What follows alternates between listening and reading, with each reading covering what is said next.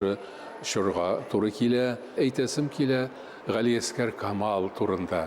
Галиәскәр Камал гомумән шушы мөхит барлыкка килүгә бик нык куанган, шатланган һәм инде шул мөмкинлекләрдән файдаланып, иң нәтиҗәле иҗат иткән драматургларыбыздан берсе.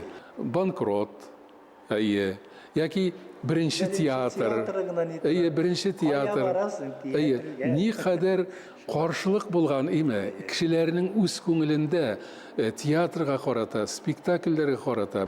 Менә Банкрот әсәре, безнең шәһәрнең серләре, менә монда инде безнең җәмгыятебездәге кимчелекләрне, артта калганлыкны, яңалыкны кабул итүдә шул кадәр кыенлыклар кичерүче кешеләрнең булуы һәм әлбәттә аларның инде әкренләп прогресс юлына басарга мәҗбүр булулары күрсәтелә. Менә шул Галиәскәр Камалга инде юлдаш булып дигәндәй, каләмдәш булып без анда инде Фатих Әмирханның каләмгә тотынуын күрәбез, менә драма әсәрләре яза башлавын. Инде Кәрим Тинчурин да драматургия өлкәсендә каләм тибрәтә башлавын күрәбез һәм инде әлбәттә